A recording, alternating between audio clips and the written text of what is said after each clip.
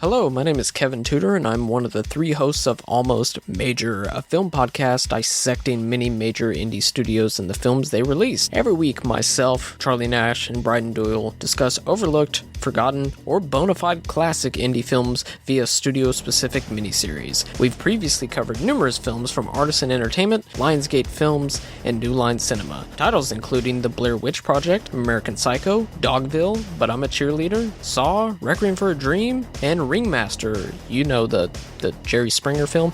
Anyways, we have a fun time every week and we hope you will join us. Subscribe to Almost Major wherever you get your podcasts. Now proudly a part of the Someone's Favorite Productions podcast network. Hello and welcome to Tumbleweeds and TV Cowboys. My name is Hunter. In this podcast, I'll be joined by a different guest each week to discuss a classic Western movie or TV show. I've been a fan of classic Westerns for as long as I can remember, and in recent years, they've become very nostalgic for me. I love the aesthetic, the tropes, and I love seeing different filmmakers' takes on them. At their best, they're incredibly entertaining, rewatchable, and some of my all-time favorite movies are Westerns. We'll mostly focus on Western movies made in Hollywood, but we'll also be covering spaghetti Westerns, and one thing I'm very excited to get into are Western TV shows. I've got some amazing guests coming on the show, film professors, historians, and podcasters. And Tumbleweeds and TV Cowboys is part of the Someone's Favorite Productions podcast network, and many guests on the show will be from other shows on the network. Thanks for listening. Good evening, and welcome to Night Gallery. Thank you, Rod. And I want to welcome everyone to Midnight Viewing, where once a month we talk all about your follow-up to The Twilight Zone, Rod Serling's Night Gallery. They say it's Rod Serling's Night Gallery, and it isn't really Rod Serling's Night Gallery, it's somebody else's. Oh, we know. We talk about it a lot. Your curators at Midnight Viewing are the projection booth's Mike White. What can happen to human beings when trust is wiped out by suspicion? And CultureCast's Chris Stashew. Small boy encased in a crystal ball. And I'm Father Malone. The kind of thing that usually infests nightmares. Join us monthly at Midnight Viewing, the Night Gallery podcast at weirdingwaymedia.com. Doesn't remotely belong to me. I have no proprietary interest in that at all. Weirding Way Media.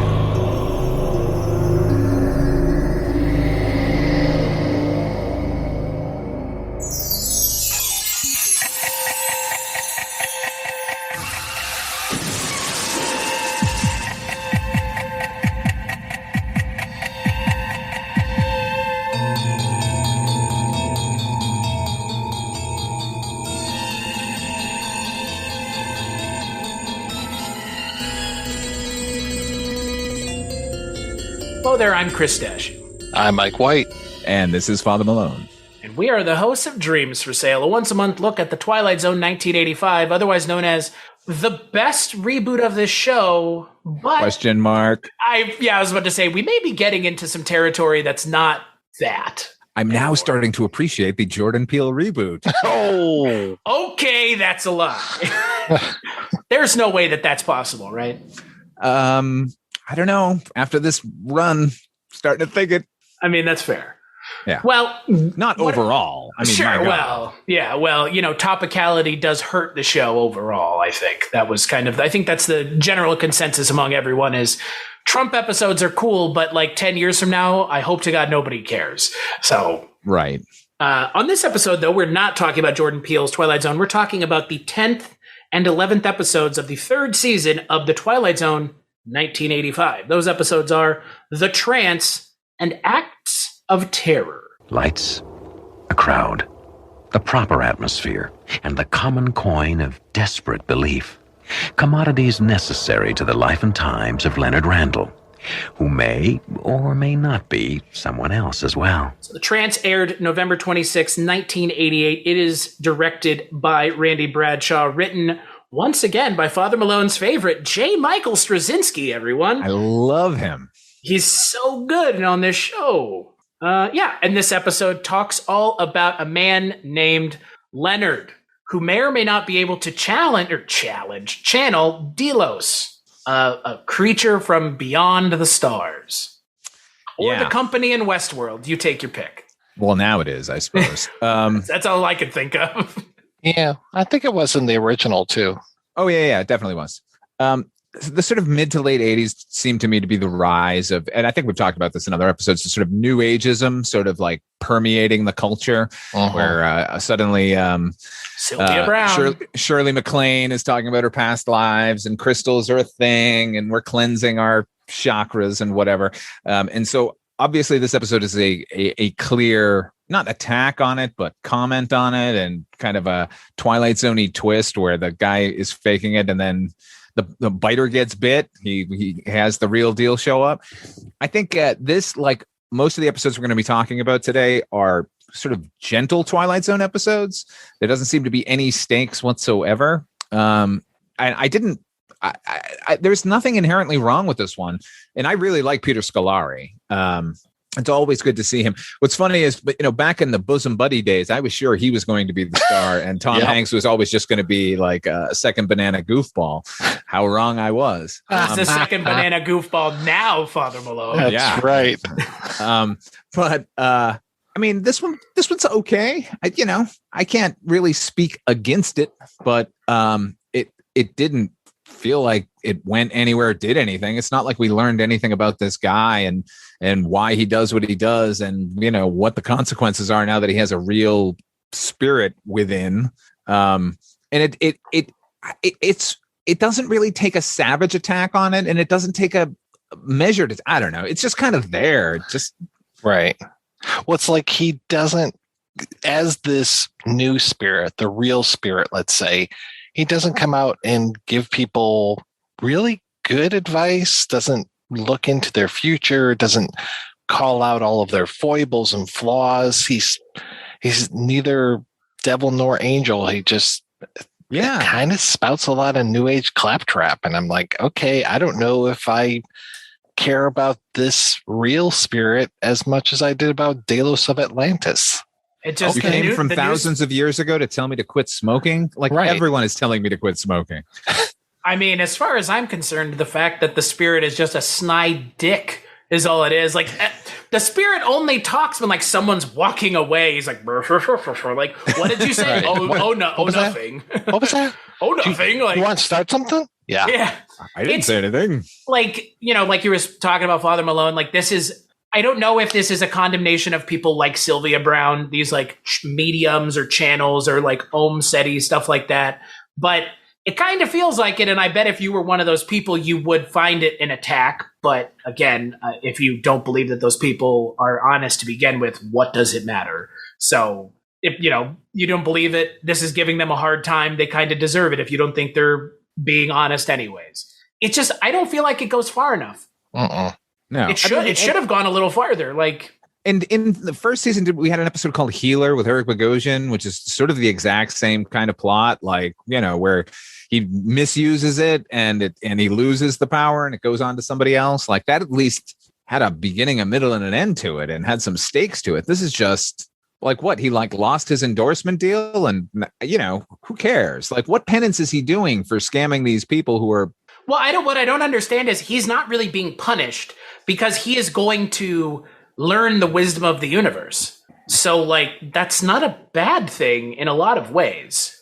Yeah. Right? Like, yeah, he, it should only take 20 or 30 years, which would put him in, like, his 40s or I guess his 50s or 60s. But, like, again, then he will be able to speak to the wisdom of the universe. So, like, is this a bad thing? Yeah, it sounds like he's been actually chosen to do some good in the world. Right.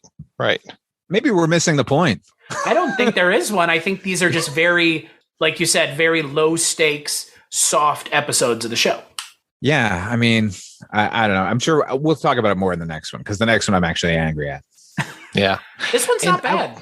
I was reading the blog Postcards from the Twilight Zone, which is a pretty good blog, talks a lot about old episodes, including these 80s episodes.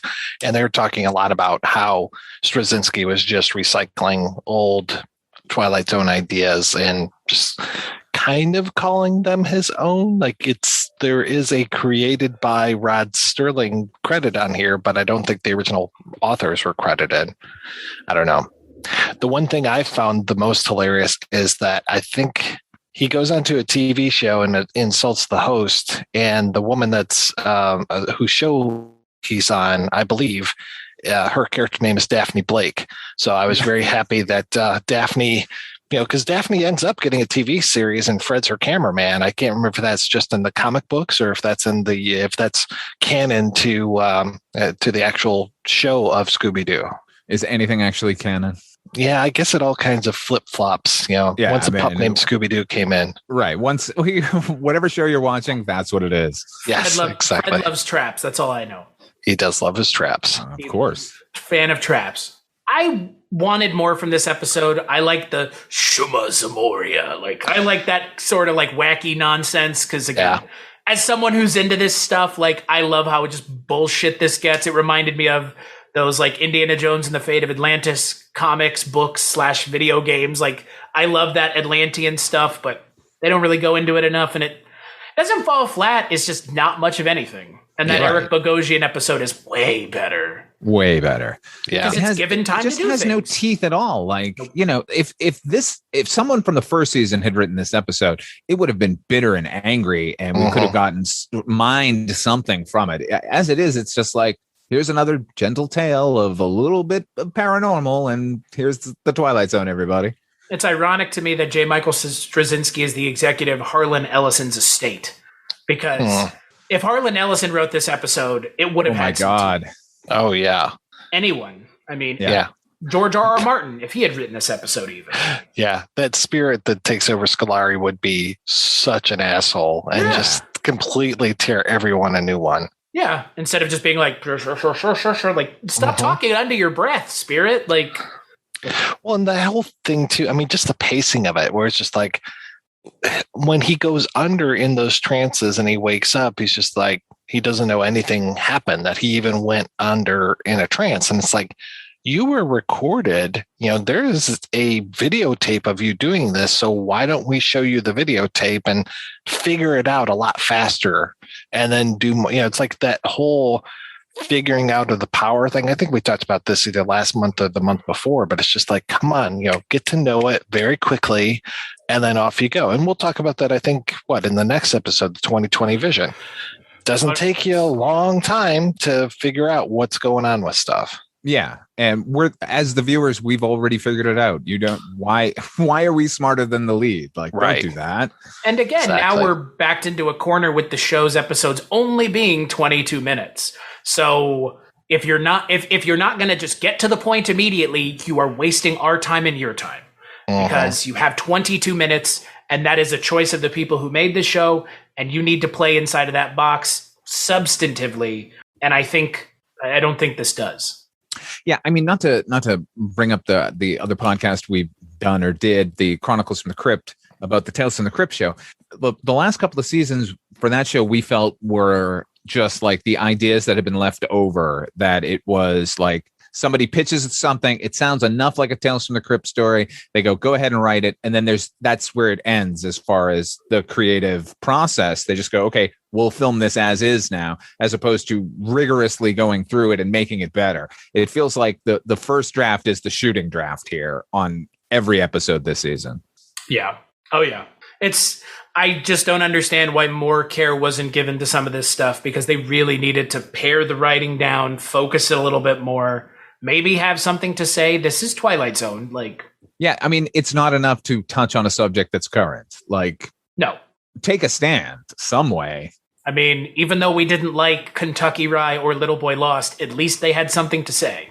Yeah, right. I didn't think anything could make me appreciate those, but as muddle-headed as they were, like, hey man, they fucking went for it. Like, here's my point of view, deal with it. Yeah, tongue clucking and all. Yeah.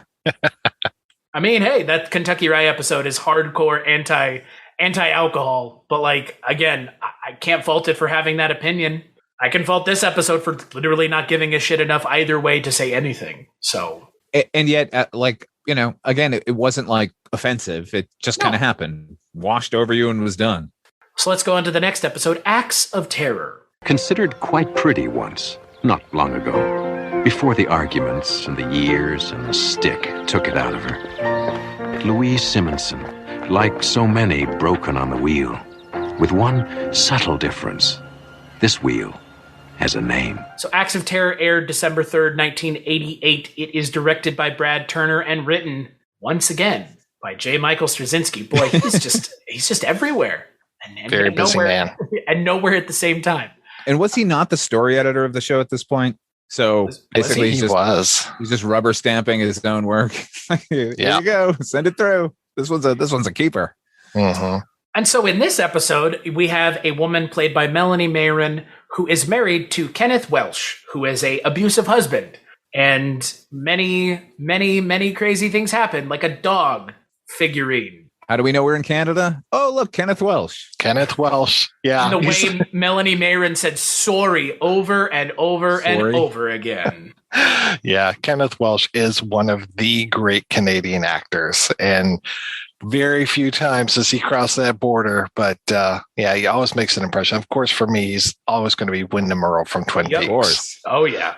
He's fantastic in this episode. Yeah, the acting is good. I like Melanie Mayron a lot. Like she didn't really break much out of that 30-something ghetto that she was in, but I think she's good here. And kudos for attempting to have a bit of social relevance here. But like, here's a question: Is it established that her sister sent her that dog? Is that yeah? Okay, all right. And did they not address it again? Right? They never say like, I got it from ye old curiosity shop. Or no, she's like, I got this mail from my sister. Right. Okay. Right. I sure would like to open that mail. It's a gift from my sister. Yeah. Why are you getting any letters?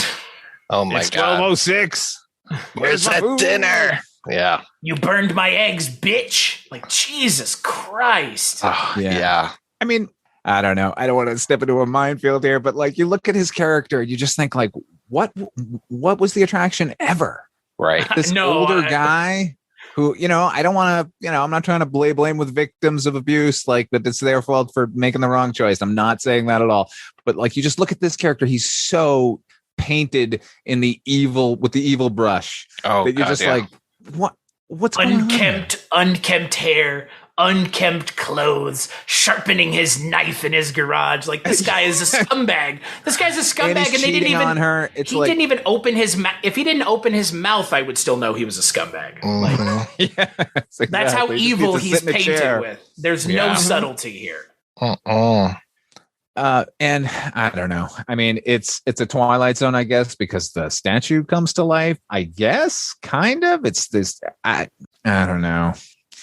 It's very ham-handed, and it's very poorly sort of delineated what is going on here. I mean, we know because it's happening and we're seeing it, but the thing is, like, the dog just keeps kind of menacing him without actually doing anything for most of the episode. Like, wouldn't it immediately attack him? He's been beating on this woman for years. She's a broken human, and this thing is like the avatar of her rage, and it just kind of growls at him a little bit. Like the scene where he's in sharpening his knives in the garage, and he has time to not only reach over and get his hastily bolted to the wall shotgun, but then fumble out the shotgun shells and put it in. Like, I'm just like, why aren't you ripping his throat out? What are you waiting for? What I don't understand is, why was it just a dog?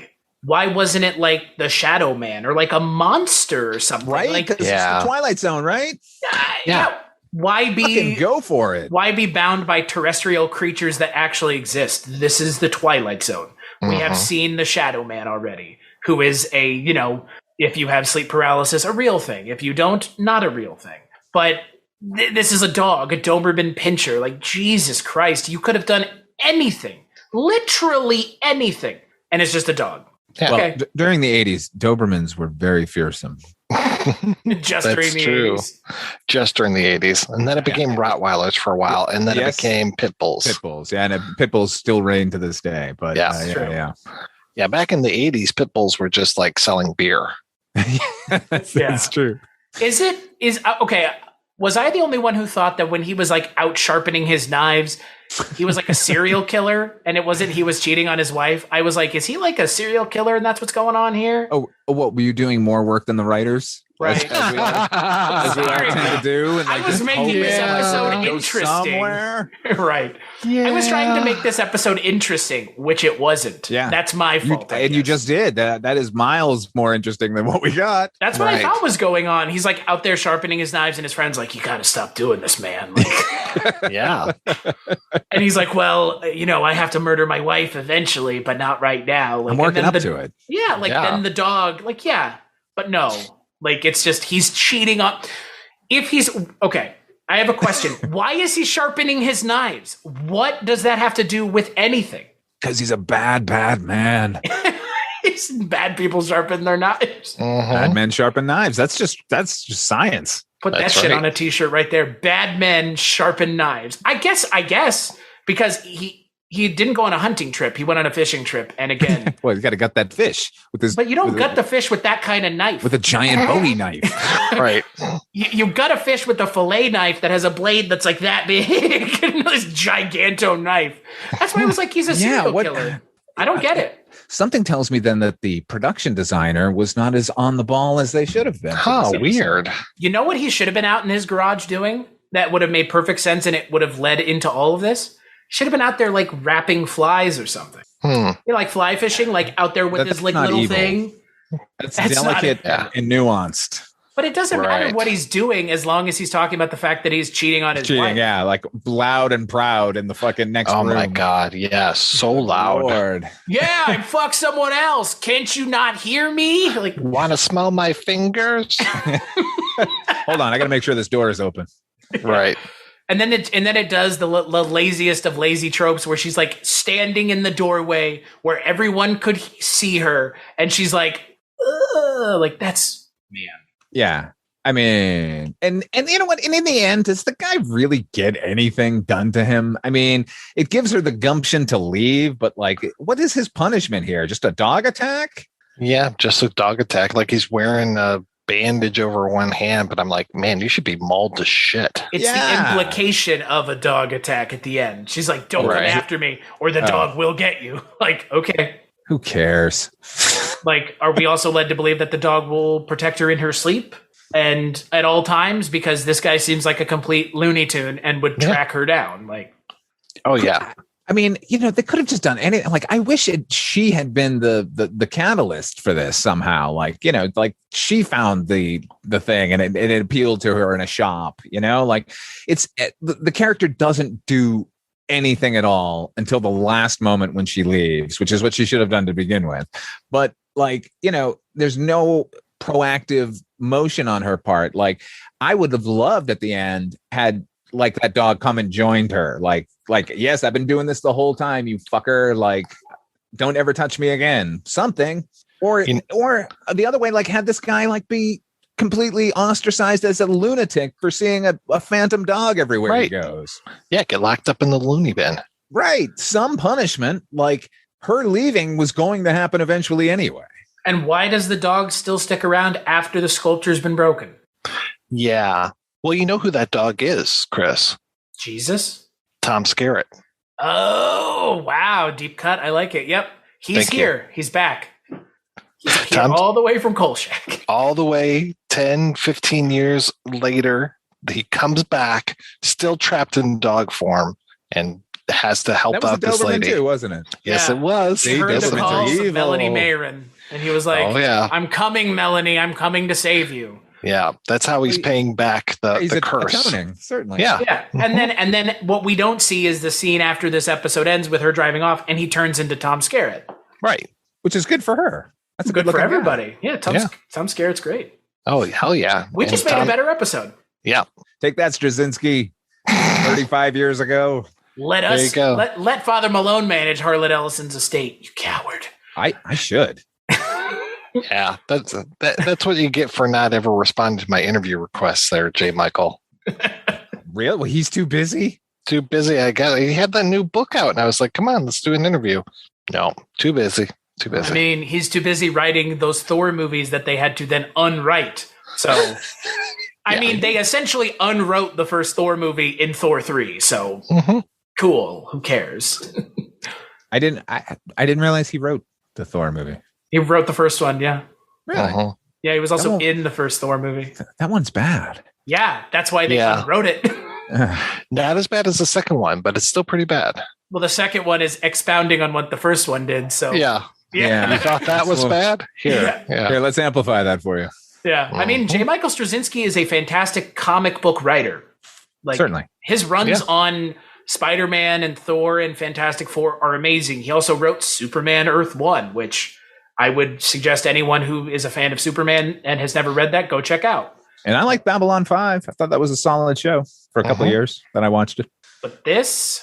No. Well, you know what? Young writer working his way up, I guess. Yeah, everybody's got to start somewhere.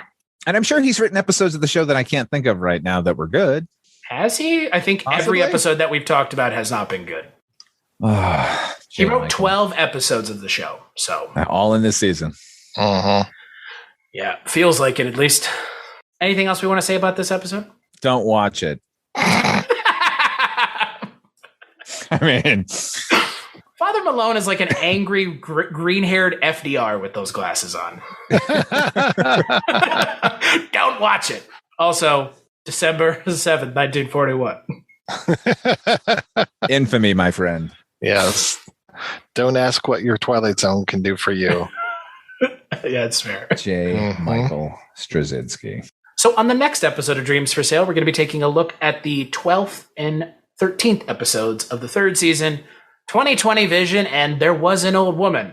And guess what, guys? Neither one is written by J. Michael Straczynski. Oh, they must be good then, right? Yeah, we'll find out on the next episode now, won't we? Or more aptly, you'll find out on the next episode because we already know. We got one up on you, folks. We let how the sausage is made out into the world. Yeah. You guys already watched him? Yes. So I just looked him up. He did write one episode in the second season. It was that horrible imaginary friend one with Tom Skerritt. Oh, no. funny. What are friends so for? Funny. Bum, bum, ba-dum. There you go. Hey, that episode is really bad. Jesus Christ. Wow.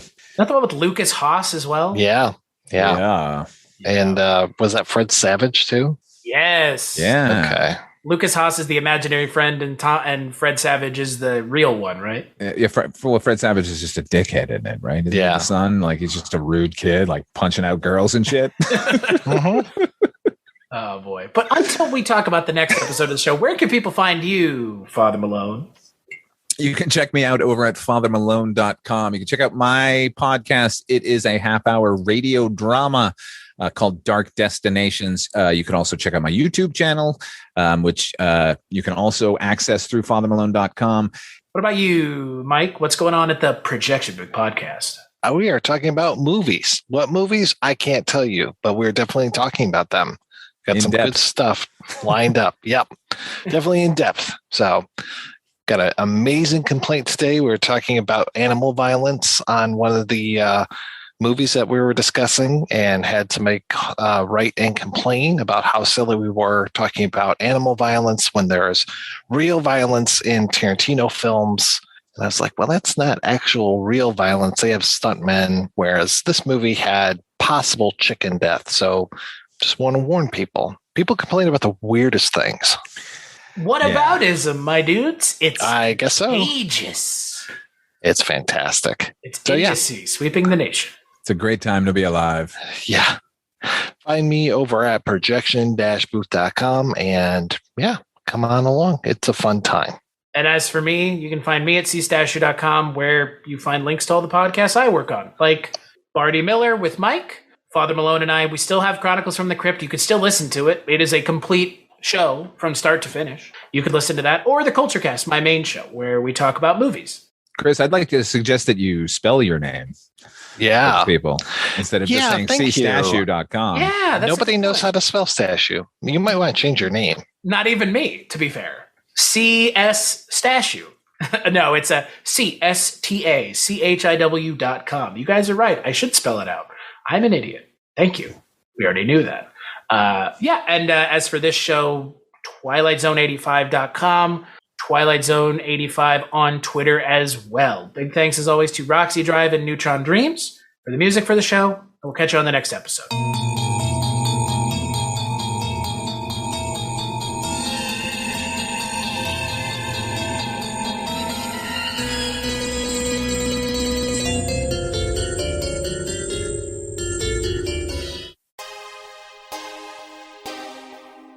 The audio commentary. It's a dying art form, but here at One Track Mind, I, your wonky yet affable host Ryan Luis Rodriguez, analyze film through the prism of these embryonic forms of podcasting, one audio commentary at a time. Masterpieces, crapster pieces, live action, animation, cult classics, films literally no one has ever heard of. No track is too small and no track is too big. Join me and my guests from the entertainment world as we keep these features alive every other Tuesday. Hey, who else is going to discuss Bill and Ted's Bogus Journey one week and Citizen Kane the next? Us, that's who. Sure, you have to put up with my voice, but there's a certain give and take in this industry. That's One Track Mind, part of the Someone's Favorite Productions family and available wherever you get your podcasts.